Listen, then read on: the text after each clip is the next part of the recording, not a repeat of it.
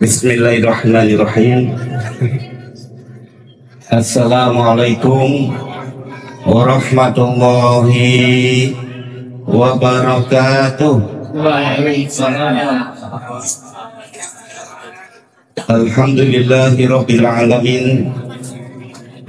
Wassalatu wassalamu ala nabiyyina Muhammadin wa ala alihi wa ashabihi wa man tabi'ahum bi ihsanin ila yaumiddin. Asyhadu an la ilaha illallah wa asyhadu anna Muhammadan abduhu wa rasuluh la nabiyya wa la rasula ba'da. Wa qala Allah ta'ala fi kitabihil karim, a'udzu billahi minasy syaithanir rajim. Ya ayyuhalladzina amanu taqullaha haqqa tuqatih wa la tamutunna illa wa antum muslimun. Allahumma la taj'al sahla illa ma ja'altahu sahla wa anta taj'alu hasna idza syi'ta sahla. Rabbi ishrah li sadri wa yassir li amri wa hlul 'uqdatam min lisani yafqahu qawli, amma ba'du. Yang saya hormati Ustaz Aan Julianto SPT dan seluruh asatidah SD Mutiara Insani, Bapak Ibu sekalian yang saya hormati, alhamdulillah kita bersyukur kepada Allah Subhanahu wa taala pada pagi hari ini diberikan sehat wal afiat sehingga bisa hadir bermajlis di tempat yang mulia ini. Sehat Bapak-bapak ya? Ibu-ibu sehat? Alhamdulillah.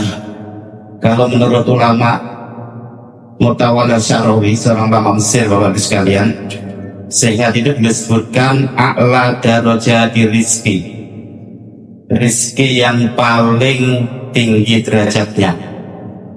Jadi dengan sehat bisa kumpul, makan enak, betul Bu ya?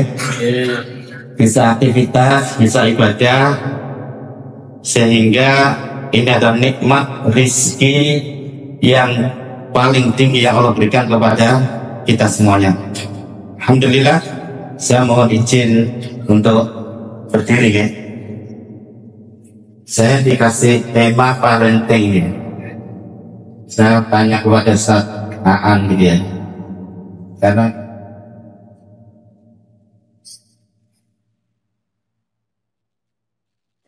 akhir bulan ini saya mau meluncurkan buku Pak.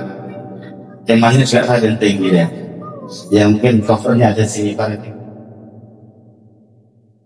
248 halaman. Bapak Ibu sekalian, sebelum ini saya ingin tanya kepada Bapak Ibu sekalian,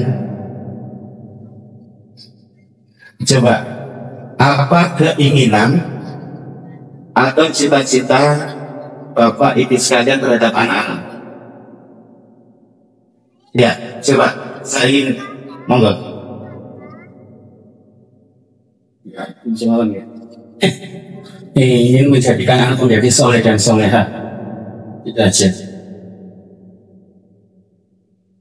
Luar biasa. Ada bapak-bapak sekalian? Apa sebenarnya keinginan bapak ibu sekalian terhadap anak-anak? Monggo.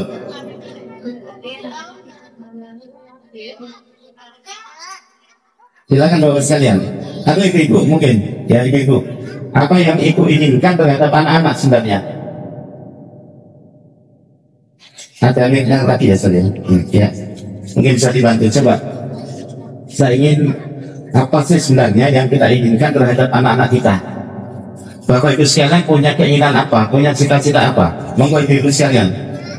Oke, silakan. Jadi sudah ingin menjadi anak soleh dan solehah, gitu ya. Ya, monggo Ustaz dan Arif Umur.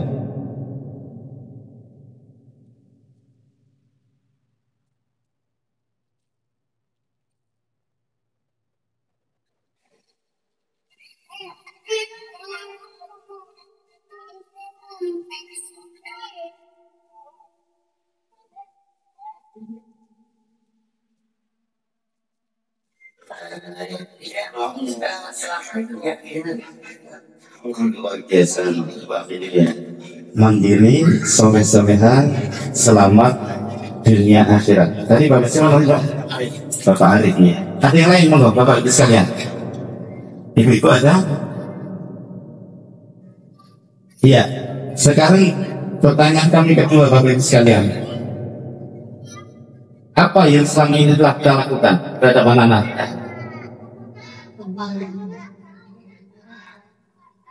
Untuk mewujudkan keinginan Bapak Ibu sekalian, mandiri, kemudian soleh, solehah, selamat dunia akhirat.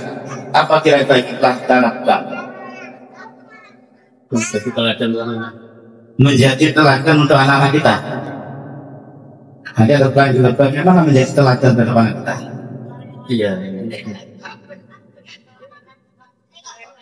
Ya, luar biasa nih. Ada ibu, saya yakin Bapak Ibu telah memberikan terbaik untuk anaknya. Benar Bapak-Bapak? Benar ya? Mesti orang tua memberikan yang terbaik untuk mewujudkan cita-citanya. Untuk mewujudkan cita-citanya. Coba berikutnya. Sekarang pertanyaan kami.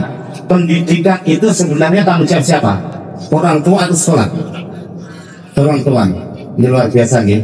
Karena ada persepsi keliru sekolah yang bertanggung jawab dalam pendidikan anak kita. Padahal tanggung jawab utama pendidikan itu adalah orang tua. Sekolah itu hanya membantu mewujudkan cita-cita orang tua. Jadi sekolah itu membantu mewujudkan cita-cita orang tua. Kemudian berikutnya Bapak sekalian, era sekarang mendidik anak itu lebih mudah atau lebih sulit? Lebih sulit ya. Sepakat itu? Apa alasannya? Ini nanti bisa tanyakan ke Bapak Ibu lebih, Bapak Ibu dulu terutama yang di pondok deh. Pasca COVID ini itu katanya agak beda mendidik anak dengan sebelum COVID. Kalau dulu sempat viral ya, anak SD kelas berapa itu belum bisa baca nih. Dan mau SMP belum bisa baca. Bukan cuma 1-2 anak, tapi beberapa anak. Ya. Itu dari sisi membaca. Pasti ini, ada apalagi membaca Al-Quran. Baca Al-Quran ini pasca COVID ya. Kalau survei itu sampai 71% umat Islam belum bisa baca Al-Quran. Kalau dulu sebelum COVID, kalau surveinya Yayasan Islam Ngaji itu hanya 65% yang belum bisa baca Al-Quran. Berarti kalau ada 10 umat Islam, 7 itu belum bisa baca Al-Quran. Itu dari sisi yang sederhana. Belum lagi dari sisi akhlak karakter. Ibu sekalian ya. Biasanya ibu soalnya lebih keras ya buat bapak-bapaknya. Sepakat lebih sulit. Oke. Baik Bapak Ibu sekalian. Jadi pendidikan itu Bapak Ibu sekalian sebenarnya proses. Jadi proses membentuk manusia. Untuk apa? Untuk sesuai dengan yang diinginkan. Makanya kalau Bapak Ibu sekalian tadi ada ingin anaknya soleh, anaknya soleha, anaknya mandiri, anaknya selamat dunia akhirat. Ini pendidikan proses. Nah, siapa yang paling bertanggung jawab itu adalah orang tua. Di mana lembaganya keluarga? Maka saya sampaikan tadi, sekolah itu hanya membantu mewujudkan cita-cita orang tua, bukan mengambil alih peran pendidikan, bukan mengambil alih tanggung jawab pendidikan. Ya. Ini saya kutip ungkapan Dr. Raden Saidi di pengantar buku kami yang akan kami launching selama bulan Oktober ini. Beliau sebutkan begini Bapak sekalian, coba kita renungkan ini. Saya menekankan pentingnya membentuk keluarga sebagai lembaga pendidikan utama. Bahasa lainnya adalah menjadikan keluarga sebagai the real university, yakni keluarga menjadi tempat pendidikan utama bagi anak-anaknya. Sebab tujuan pendidikan adalah membentuk manusia yang baik, good man. Itulah makna keluarga sebagai universitas yang sesungguhnya, the real university. Jadi disebutkan sebenarnya lembaga pendidikan yang paling utama itu keluarga. Universitas sebenarnya apa? Keluarga. Siapa yang berperan di situ? Orang tua, bapak dan ibu. Makanya kita lihat, ibu dalam bahasa hikmah itu disebut madrasah. Dari mana pertama kali anak itu mendapatkan pendidikan? Dari ibunya. Makanya kalau dalam hadis Rasulullah, bapak sekalian, ketika ada seseorang bertanya kepada Rasulullah, ya Rasulullah, siapa orang yang saya harus paling berbuat baik kepadanya? Apa jawab Rasulullah? Ibumu. Siapa lagi ya Rasulullah? Ibumu. Siapa lagi ya Rasulullah? Ibumu. Siapa lagi ya Rasulullah? Bapakmu. Jadi ibu itu 3, bapak 1. Kenapa bapak ibu sekalian? Ibu, kira-kira apa sebabnya? Ibu sampai disebut 3 kali. Ibumu, ibumu, ibumu, bapakmu. Apa kira-kira bapak? Ternyata ada penjelasan terlalu lama bapak. Karena ibu ini memiliki 3 perkara yang tidak dimiliki bapak. Yang pertama, ibu yang mengandung. Bapak pernah merasakan mengandung? Enggak pernah kan? Ibu merasakan bagaimana susahnya, sulitnya ketika mengandung. Yang kedua, ibu yang melahirkan. Yang ketiga, ibu yang menyusui. Maka ibumu, ibumu, ibumu, bapakmu. Maka sampai al-ummu madrasatul ula. Maka ungkapan hikmah menyebutkan seorang ibu adalah madrasah bagi putranya. Maka mempersiapkannya adalah mempersiapkan bangsa yang dia. Seorang ibu adalah taman, jika kau rawat dia, niscaya tumbuh subur menghijau. Seorang ibu adalah guru dari guru yang pertama, maka gerak-geriknya mempengaruhi seluruh tubuh. Ini yang pertama. Yang kedua, bapak sekalian, ini ada persepsi yang keliru di tengah-tengah masyarakat kita. Mendidik itu seakan-akan tidak lebih mulia dari wanita karir. Sehingga hari ini wanita itu banyak bertebaran bekerja di luar rumah. Apa tidak boleh? Tapi status wanita bekerja itu membantu suami, bukan mengambil alih peran suami. Coba jangan lihat sekarang di mana-mana. Banyak pekerjaan-pekerjaan laki-laki yang diambil alih wanita, bahkan kuli bangunan gitu. Itu di jalan-jalan banyak wanita hari ini. Akhirnya apa? Laki-laki banyak yang kekurangan pekerjaan. Harusnya itu pekerjaan laki-laki. Yang belum itu mungkin naik pohon kelapa itu pak. Itu belum ada kalau yang ibu. Tapi sekarang banyak ya, tempat-tempat yang lain yang harusnya itu peran laki-laki diambil oleh wanita. Sehingga persepsi wanita karir itu sesuatu yang prestis. Padahal kalau wanita bekerja itu statusnya membantu suami. Tanggung jawab utama itu adalah laki-laki. Pada masa lalu ada seorang sahabiah datang kepada Rasulullah ya. Namanya Asma binti Yazid. Beliau datang kepada Rasulullah ya.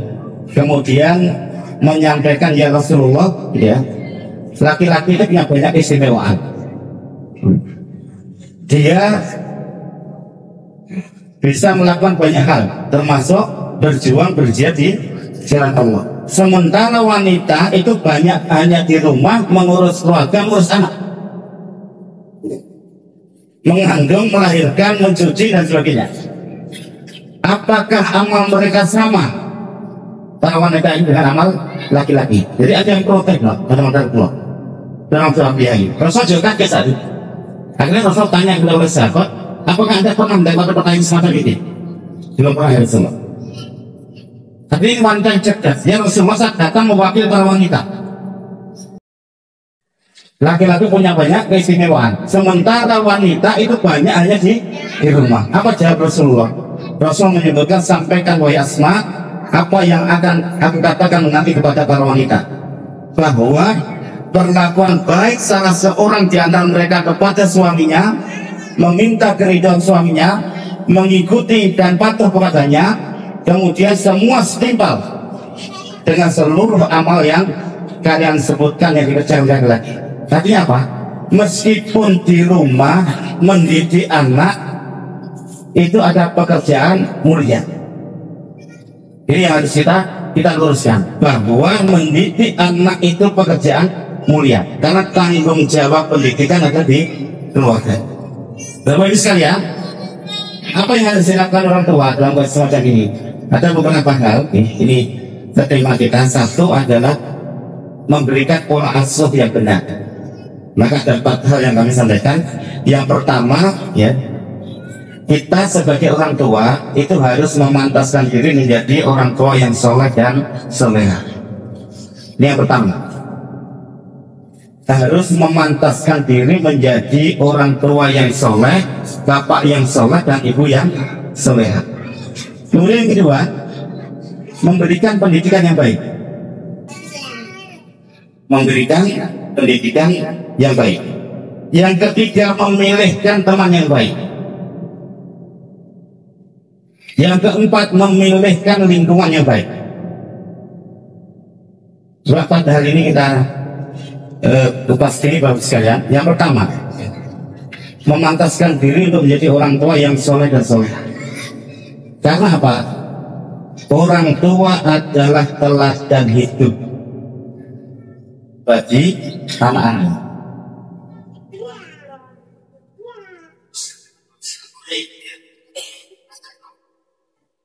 Kemudian meskipun ibu ini kondisinya lelah, ada tamu, kebetulan ibu tadi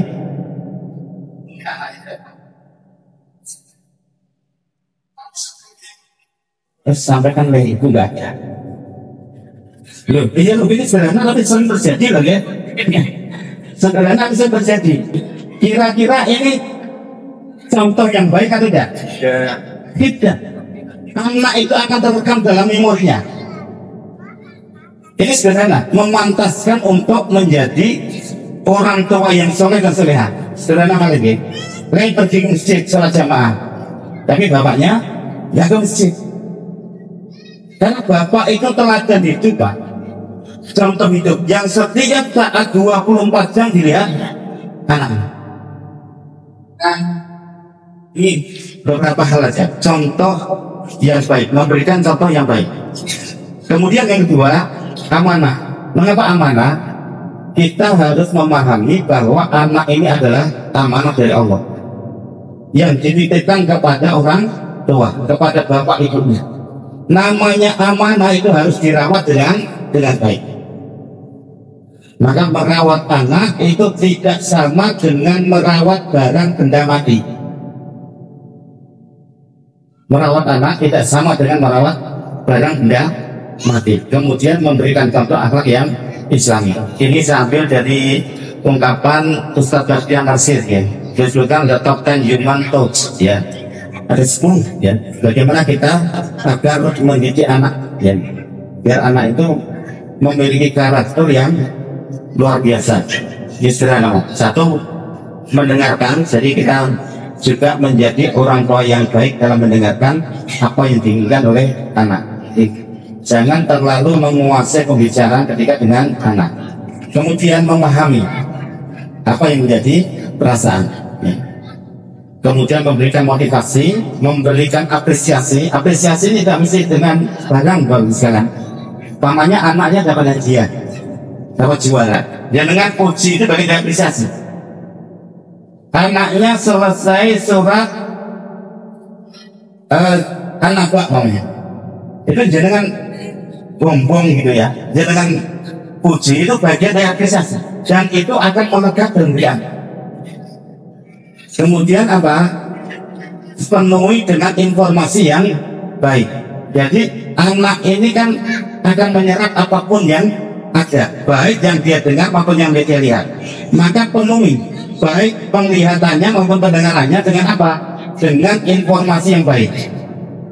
Nah, problem kita di kita ini Bapak Ibu sekalian, kita kadang tidak bisa menyaring ini informasi baik atau tidak baik, hoax atau bukan. Kita sering ya membaca seluruh WA yang masuk, padahal mungkin kalau diklasifikasikan kebutuhan kita tidak lebih dari 20% dari WA yang masuk. Semuanya kita baca, informasi semua kita baca, bahkan bukan hanya baca, kalau itu sesuai dengan ID kita mudah send, kita send. Baru setelah kami ternyata itu hoax. Itu kaget kita. Ya, terhadap anak juga gitu. Anak dipenuhi dengan informasi yang baik. Informasi yang baik. Otaknya dipenuhi dengan sesuatu yang baik. Karena kalau yang masuk sesuatu yang banyak tidak baik, maka itu nanti akan mempengaruhi perilaku anak berikutnya. Nah, sekarang yang masuk banyak tidak baik itu apa? Dari HP, dari TV. Dari HP dan TV. Kemudian melatih menjadi kader. Jadi kader ya. Baik secara akidah, ibadah, akhlak, skill. Kemudian memberikan wawasan yang luas, memberikan memahami apa kelebihan anak kita. Anak punya potensi apa? Ya. Kemudian menjalin hubungan dengan baik kepada mereka, memberi harga mereka. Ini beberapa hal. Ini pola yang dilakukan oleh Zakir Naik ya, dalam mendidik anak ya. Apa yang beliau ungkapkan? Jadi beliau ungkapkan bahwa anak itu harus diberikan bekal. Selain bekal akidah dan sebagainya, apa yang harus diberikan bekal utama itu anak harus mampu dia menyampaikan dengan bahasa yang baik. Maka bahasa dia, anak itu profesi utamanya adalah dai. Ini sama dengan ungkapan Dr. Adil Sen. Saya beberapa kali sama beliau sering ungkapkan dalam tulisan-tulisan beliau bahwa dia sampaikan begini, saya itu sudah menguji ratusan doktor ya. Saya sudah berkeliling ke seluruh Indonesia, ke lembaga-lembaga pendidikan baik yang paling mahal, bahkan sebulan saya puluhan juta, sampai yang paling murah.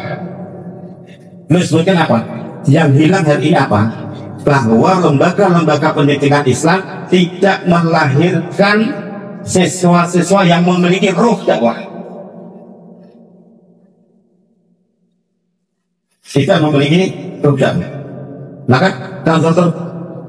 Zakir Naik disebutkan bahwa anak itu ya dari kecil harus diarahkan apa? Dia membawa risalah Nabi. Apapun profesi dia. Profesi itu adalah sambilan hidup. Tapi profesi utamanya dia harus membawa risalah Nabi sebagai seorang dai. Apapun dan dalam kondisi bagaimanapun. Maka disebutkan semacam ini. Orang tua harus mampu memiliki persepsi yang benar tentang masa depan anaknya. Jadi kita itu anak ingin jadi apa itu harus sudah kita pahami. Nah, dalam dunia pendidikan hari ini Bapak Ibu sekalian, banyak ya orang menyekolahkan itu karena ingin mapan. Ini yang perlu dikoreksi. Anak ingin mapan, pekerjaan layak, pekerjaan baik. Kalau dia diri asli, bukan anak mendapatkan pekerjaan yang baik, tetapi tadi menjadi anak yang soleh, yang membawa risalah Islam. Ya. Kemudian yang kedua disebutkan menyiapkan bekal, menanamkan dai sebagai profesi terbaik. Kemudian karena dia dai sebagai profesi terbaik, melatih public speaking sejak dini. Jadi kemampuan untuk mengungkapkan ide gagasan ini dilatih sejak dini. Kemudian membekali fisik, kesiapan menghadapi rintangan. Jadi kalau hari ini Bapak Ibu sekalian, kadang keluhan dari para ustadz itu mental, daya kenyangnya itu kurang di anak-anak. Mengapa daya kenyangnya kurang? Karena memang dari awal sudah banyak dimanja oleh keluarga. Kalau ungkapan Zakir Naik ini apa? Dari awal anak itu harus dilatih fisik mental yang baik, sehingga apa? Dia ketika menghadapi problem hidup dia bisa hadapi. Kemudian berikutnya ketekunan, kesungguhan, kesabaran dalam membimbing anak. Jadi namanya proses manusia itu memang perlu ketekunan dan kesabaran. Ini prinsip pendidikan Luqman Al-Hakim ya. Ini bisa kita baca nanti dalam surat Luqman ya. Kemudian nama perjuangan. Nah, yang kedua bagi sekalian, memilihkan pendidikan yang baik. Jadi kan memantaskan diri menjadi orang tua yang soleh dan soleha. Yang kedua, memilihkan pendidikan yang baik. Yang perlu kita tanamkan, sekolah itu hanya membantu mewujudkan cita-cita orang tua, bukan mengambil alih peran, bukan mengambil alih tanggung jawab pendidikan orang tua. Ya. Ini yang perlu kita tanamkan, karena pendidikan ini adalah proses. Adanya kalau dalam konteks pendidikan itu Bapak sekalian, pendidikan formal itu dan apapun jelas ini, ya ada input, ya, ada proses, ada output, ya. Kemudian ada kurikulum, ada instrumen input, ada kurikulum, guru, sarpras, pengelolaan, kemudian juga ada lingkungan, ada lingkungan keluarga, masyarakat, sekolah. Jadi kalau umpamanya kok tidak sesuai dengan cita-cita saya untuk menjadikan anak semacam ini, itu banyak faktor, bukan semata-mata persoalan sekolah. Bisa jadi kita nggak tepat memilihkan sekolah, karena kalau dia memilihkan sekolah bagus sekalian, Anda harus tahu sekolah ini dia punya visi apa, apakah cocok dengan keinginan Bapak Ibu untuk melahirkan anak-anak itu semacam ini. Saya ingin anak saya soleh, anak saya soleha, anak saya mandiri, anak saya selamat dunia akhirat. Tapi kita bebas memilihkan sekolah tidak mengarah kepada keinginan kita, maka itu sangat mustahil, sangat mustahil. Maka Anda lihat, meskipun sudah sesuai dengan keinginan kita, proses keberhasilan itu banyak dipengaruhi oleh faktor, baik itu terkait dengan proses di sekolah maupun terkait dengan lingkungan. Lingkungan itu bisa jadi di rumah kita, di lingkungan masyarakat kita, maupun di tempat-tempat yang lain. Yang ini harus kita pahami. Makanya pilih sekolah yang memang sesuai dengan cita-cita Bapak Ibu sekalian untuk melahirkan anak menjadi soleh dan soleha. Sekali lagi, sekolah membantu mewujudkan cita-cita Bapak Ibu sekalian, bukan mengambil alih tanggung jawab pendidikan orang tua. Kita lihat ini beberapa di Islam, kita akan coba. Kemudian yang ketiga Bapak Ibu sekalian, memilihkan teman yang baik. Mengapa teman yang baik? Al-mar'u ala dini khalili. Dalam hadis Rasulullah, ya, seseorang itu tergantung pada temannya. Maka sampai Rasul mengibaratkan Bapak Ibu sekalian seperti seorang penjual minyak wangi. Kalau kita teman itu, ya minyak wangi ya kita akan merasakan baunya wangi. Tapi kalau teman kita akhlaknya buruk, perilakunya buruk, bahkan orang tua tidak tahu dengan siapa temannya, itu sesuatu yang tidak mungkin anak itu nanti akan menjadi sesuatu yang kita cita-citakan. Maka pilih teman yang baik. Bagaimana caranya? Ya kita harus tahu temannya siapa. Teman ini sangat tergantung dengan lingkungan, baik lingkungan di rumah kita maupun lingkungan di sekolah. Ini sangat terkait. Jadi jangan sampai kita tidak mengetahui siapa temannya, pergi dengan siapa. Apalagi masyarakat kita bagus sekalian. Hari ini kalau sudah dianggap SMP, SMA bebas, bahkan itu di temannya bebas, dan kita tidak tahu apa yang dilakukan, tidak pernah mengontrol HP-nya, tidak pernah menyapa ketika dia di luar, dan tidak pernah mencari, dibiarkan. Temannya siapa nggak jelas. Makanya hati-hati, apalagi di kita. Kita lihat contoh kasus-kasus ini, kasus-kasus yang muncul Bapak Ibu sekalian. Biasanya kita sering di WA itu gitu, ada anak hilang, gitu. Informasi anak hilang, usianya SMP SMA. Pernah dapatkan informasi begitu? Pernah? Anak hilang, gitu. Jadi anak ini keluar hari ini jam sekian, pakai baju ini, tapi sudah berapa hari nggak pulang. Itu kira-kira apa sebabnya? Hanya baik karena persoalan keluarga atau juga karena biasanya apa? Dia mendapatkan teman yang baru melalui media sosial. Media sosial. Maka tadi sampaikan bahwa mendidik anak hari ini itu lebih sulit daripada era-era sebelum maraknya media digital. Kemudian yang terakhir Bapak Ibu sekalian, ini sebagai penangkal remaja gitu. Banyak hal gitu. Jadi mengapa terjadi kenakalan remaja itu? Karena keluarga tidak harmonis, anak tidak diberikan ruang untuk beraktivitas, pergaulan dengan teman-teman yang tidak baik, perlakuan orang tua juga tidak baik terhadap anak, banyak melihat film-film kekerasan, dan juga apa? Orang tua lengah dalam mendidik anak. Ini beberapa tulisan tadi memang ilustrasi dari buku yang akan kami launching. Nah, yang keempat terakhir, nanti silakan kita kalau dialog. Nih, lingkungan yang baik. Lingkungan itu apa fungsinya? Mengawal fitrah anak. Jadi kalau keluarga soleha, kemudian kita pilihkan sekolah yang menurut kita paling baik untuk merealisasikan visi misi orang tua, kita sudah pilihkan teman yang baik, maka yang terakhir apa? Pilih lingkungan yang baik. Lingkungan apa? Untuk mengawal fitrah anak.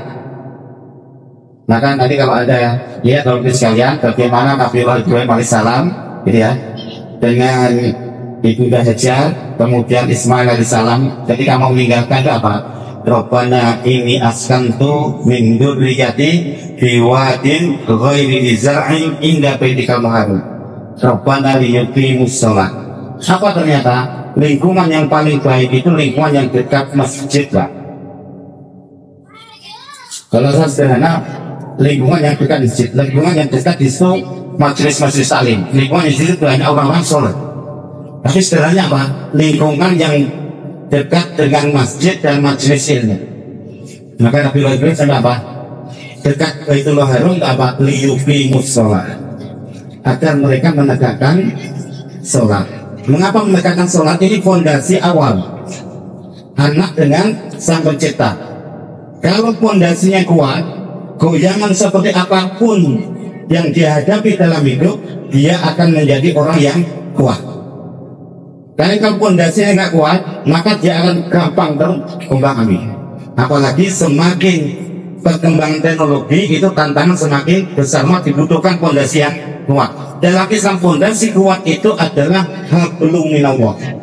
Sebaik-baik hablum minallah itu adalah sholat. Maka bagaimana proses pendidikan Rasul kepada anak-anak ketika mengajari sholat? Karena itu hubungan langsung dengan Allah Subhanahu wa Ta'ala. Jadi tambahan, jangan lupa kita doakan anak-anak kita. Jadi jangan lupa Bapak-Ibu sekalian, kita sering mendoakan anak-anak kita. Kita sudah mencoba menjadi orang tua yang soleh dan soleha. Kita sudah memilihkan sekolah yang baik, agamanya. Kita sudah memilihkan teman yang baik. Kita sudah memilihkan lingkungan yang baik. Maka jangan lupa, ikhtiar terakhir itu adalah doa. Tadi banyak orang mati dan anak yang akan menjadi anak soleh, teman yang soleh. Jangan lupa, ada kisah sebagai bentuk. Dulu pernah kisah ini kami muat di salah satu majalah dan itu saya tulis di salah satu buku kami. Jadi ada seorang aparten, saat itu anaknya sulit. Senangnya apa? Main game. Senangnya main game. Bahkan tidak tahu waktu. Main game tidak tahu waktu. Sampai malam, kalau zaman dulu mungkin tidak di rumah main game, di luar. Sampai malam. Setiap hari kerjaannya main game. Setiap disuruh untuk sholat, dia sulit. Apalagi sholat berjamaah. Setiap ada dibangunkan, dia hanya bangun pindah tempat. Sampai bapaknya marah. Akhirnya kewalahan bapak. Suatu ketika dia berkunjung ke temannya. Loh, anaknya kok beda. Setiap dengar azan dia langsung pergi ke masjid. Akhirnya ditanya apa hasilnya? Ya, namanya ini nyampaikan kami semenjak anaknya di sini agar kami berikan keturunan anak yang soleh dan soleh. Ketika anak ini sudah mulai menjalankan ibadah sholat, kami selalu sebut namanya agar dimudahkan dan diringankan oleh Allah untuk melaksanakan sholat. Setiap selesai sholat dia sebut nama anak-anaknya agar dimudahkan Allah untuk sholat. Dan kunci dari temannya tadi coba terapkan. Setiap selesai sholat itu dia berdoa, disebut nama anak-anaknya yang kita oleh Allah agar anaknya dimudahkan sholat. Berapa waktu? Kita coba. Bukan langsung ke masjid ya Pak. Tiba-tiba yang biasanya malam itu keluar main game, saat itu dia tidak main game. Ditanya, loh kenapa nggak main game? Bapaknya tadi anaknya bilang males. Apa nggak punya uang bapaknya? Enggak, males. Hanya males saja. Kemudian beberapa saat lagi ternyata nggak keluar lagi. Siapa saja males. Kemudian setelah beberapa saat ternyata ketika mendengar azan itu anaknya pada sholat. Bapaknya kaget betul. Kaget. Dia nggak memerintahkan, dia juga nggak melarang keluar. Kok tiba-tiba anaknya sholat? Cuma bapaknya doa saja. Setiap selesai sholat bapaknya doa. Sebut nama anaknya satu-satu. Ya Allah, mudahkan anak-anak kami untuk menjalankan perintahmu melaksanakan sholat. Akhirnya Allah maknanya setiap ada masjid sampai setelah kondisi normal itu kaget loh, anakmu kok rajin sekali. Jadi ketika anaknya rajin ke masjid itu banyak kaget, banyak kaget betul, kaget. Akhirnya apa? Anaknya ini cerita kepada dia, kami memang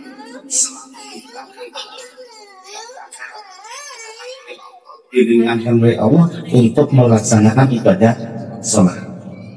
Akhirnya apa? Memang keluarga ini menjadi keluarga yang insya Allah sholat dan soleh. Dari kami artinya terakhir, meskipun kita sudah usaha maksimal Bapak Ibu sekalian, jangan lupakan doa kita kepada anak-anak kita. Jangan lupakan doa kita kepada anak kita. Wallahu a'lam bishawab. Alhamdulillahirabbil alamin. Assalamualaikum warahmatullahi wabarakatuh.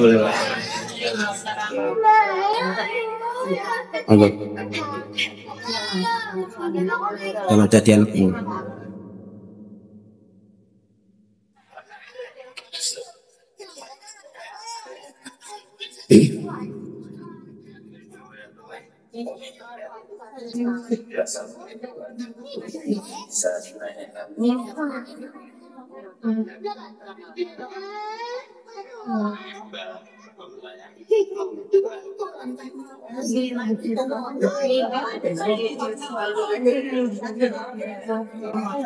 Bisa mengangkat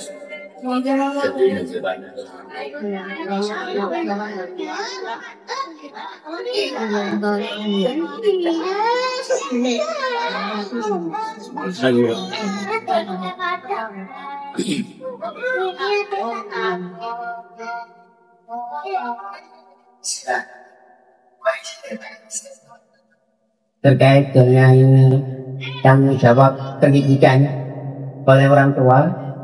Kadang saya berpikir kapasitas kami sebagai orang tua itu memiliki keterbatasan yang sangat banyak. Maka dari itu, apa sikap kami untuk bisa mengoptimalkan pendidikan kepada anak? Sedangkan posisi kami sebagai orang tua pun merasa bekal kami untuk mendidik itu sangat terbatas. Apa yang artinya? Dan ini masing-masing. Ya.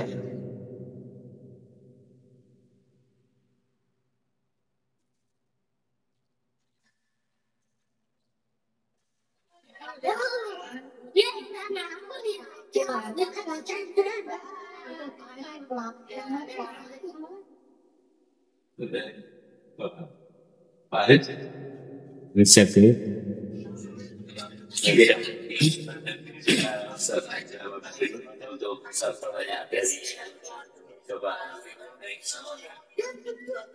Baik, jazakumullah Mas Taufik. Orang tua merasa kemampuannya terbatas. Bapak Ibu sekalian, yang pertama perlu kita pahami bahwa tanggung jawab tetap melekat pada orang tua. Kalau kita lahir, kita coba flashback tentang sekolah. Sekolah itu sebenarnya mengapa ada sekolah? Karena memang orang tua tidak memiliki kemampuan sekolah semuanya. Meskipun ya sekarang lahir di homeschooling, tapi sekarang saya punya pihak kritik dengan homeschooling. Jadi mengapa orang tua itu menitipkan anak sekolah? Karena memang orang tua tidak memiliki semua kemampuan yang dibutuhkan ke anak. Maka orang tua menyekolahkan anaknya di sekolah. Tetapi tanggung jawab itu tetap melekat pada orang tua. Yang dia kritik homeschooling Pak Mani. Jadi kami homeschooling itu anak di sekolah itu tidak sekedar dia transfer ilmu ya. Jadi beda dengan pendidikan, mendidik dan mengajar. Kalau mengajar itu hanya transfer knowledge, transfer ilmu. Kalau mendidik itu transfer ilmu, tapi ada karakter, ada macamnya. Maka dalam era digital ini orang bisa pakai Zoom, bisa pakai online, tetapi ada yang tidak bisa transfer apa karakter, nilai-nilai. Maka itu di sekolah guru fungsinya sering mendidik dan mengajar. Mengapa orang tua menyekolahkan? Karena orang tua merasa tidak mampu memberikan seluruh apa yang dibutuhkan anak untuk mandiri. Maka perlu sekolah. Dan sekolah disitulah nanti anak akan dididik dengan berbagai kebutuhan-kebutuhan yang dibutuhkan anak oleh para guru. Tetapi tanggung jawab pendidikan itu tetap melekat pada orang tua. Ini mengapa perlu kami sampaikan kalau sekarang saya terusan banyak menjumpai ya, karena kami juga banyak juga untuk dan saya kenal banyak pimpinan untuk sampai sesuai. Saya juga aktif di BKSDPI. Itu jangan keluar gini. Kadang ketika orang tua itu menyekolahkan anak pondok, tidak jadi semasa itu. Itu seakan-akan sudah diserahkan kepada pondok. Seakan semuanya sudah tanggung jawab asatid. Bahkan ya, yang ini juga perlu kita koreksi apa? Anak itu jarang sekali dijenguk orang tua. Bahkan hanya ada yang dia datang diantar untuk daftar sekolah, kemudian orang tua datang ketika wisuda. 3 tahun ya, tidak pernah dijenguk orang tua. Oke, umpamanya seluruh kebutuhan terpenuhi. Yang perlu kita tanyakan bahwa anak tidak hanya sekedar dia butuh apa yang dia butuhkan dalam proses kelengkapan dalam sekolah, tapi bagaimana interaksi seorang anak dengan orang tua. Nah, termasuk dalam dunia pendidikan, bahwa dunia pendidikan tetap tanggung jawab pendidikan itu adalah orang tua. Maka orang tua memilihkan sekolah yang sesuai dengan keinginan orang tua untuk mewujudkan cita-cita orang tua terhadap anak. Mengapa dia menyekolahkan? Karena orang tua merasa tidak memiliki kemampuan seluruhnya yang dibutuhkan anak untuk mandiri menghadapi kehidupan. Kalau orang tua itu memiliki semua kemampuan, support ya, kalau nggak ada. Nah, homeschooling ini yang perlu kita kritik adalah pemahaman tentang homeschooling. Kalau saya mengambil pelajaran, anaknya sekolah ada di homeschooling kan satu, tapi caranya bukan diajari dia sendiri, didatangkan guru-guru sesuai dengan kebutuhan anak. Makanya ada salah satu anaknya itu usia 16 tahun itu sudah masuk di UNS. 16 tahun masuk di UNS, jalur prestasi. Tapi tetap dia mendapatkan ijazah dengan TKI. Jadi bukan semuanya diajari oleh orang tua, enggak. Karena apa? Kemampuan orang tua terbatas. Yang kedua, di sekolah itu bukan sekedar dia mendapatkan pelajaran, dia ada interaksi dengan guru, interaksi dengan siswa, interaksi dengan lingkungan dan sebagainya. Dan itulah sebenarnya pendidikan yang tidak bisa diganti dengan online atau Zoom. Itu nih, walau besar, ini yang kami sampaikan. Baik, jazakallah khairan Bapak Ibu sekalian. Di penutupan ini perlu kami sampaikan satu, bahwa kita harus memantaskan diri untuk menjadi orang tua teladan. Apa? Menjadi bapak yang soleh dan ibu yang soleha, baik dalam perilaku, sikap maupun ucapan. Yang kedua, kita harus mengawal anak dengan memilihkan sekolah yang sesuai dengan cita-cita bapak terhadap anak-anaknya, cita-cita ibu terhadap anak-anaknya. Yang ketiga, kita harus memilihkan teman yang baik. Bagaimana memilihkan teman yang baik? Ada kontrol siapa temannya, dia main di mana, sedang apa, bagaimana mereka di luar. Ini perlu ada kontrol. Yang keempat adalah memilihkan lingkungan yang baik. Lingkungan ini adalah untuk mengawal fitrah anak, untuk senantiasa mentauhidkan Allah. Maka sebaik-baik lingkungan itu ada dekat dengan masjid, dekat dengan orang soleh, dekat dengan majelis ilmu. Dan terakhir, setelah usaha semuanya, jangan lupa kita senantiasa memanjatkan doa terhadap anak-anak kita, karena doa orang tua terhadap anak termasuk mustajabah, doa yang dikabulkan oleh Allah Subhanahu wa Ta'ala. Dengan kata lain, jangan sampai kita sadar atau tidak sadar mengeluarkan kata-kata yang tidak baik kepada anak kita. Karena apa? Doa orang tua adalah mustajabah. Jangan sampai ungkapan kata-kata kita meskipun sangat kesal kata dengan anak-anak kita, dengan kata-kata yang tidak baik. Karena apa? Karena itu adalah doa terhadap anak-anak kita. Nanti bisa dilihat bagaimana kisah tentang Juraij, ya. Bagaimana ketika dia dia hanya melanjutkan ibadah saja, tapi tidak mendahulukan apa yang diinginkan oleh orang tua. Artinya apa?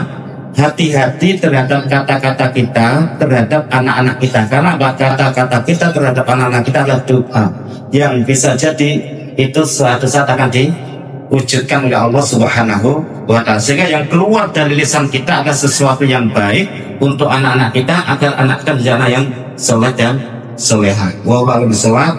Mohon maaf kalau ada hal yang hilaf. Mudah-mudahan apa yang kami sampaikan bermanfaat untuk kami dan Bapak sekalian, dan mudah-mudahan anak kita adalah anak yang soleh, anak yang soleha, sebagai amal jariah, waladun solehun yad'ulah, anak yang soleh yang kelak mendoakan kedua orang tuanya. Jadi alhamdulillahirabbil alamin. Assalamualaikum warahmatullahi wabarakatuh. Jangan lupa like dan subscribe channel kami. Subscribe itu gratis.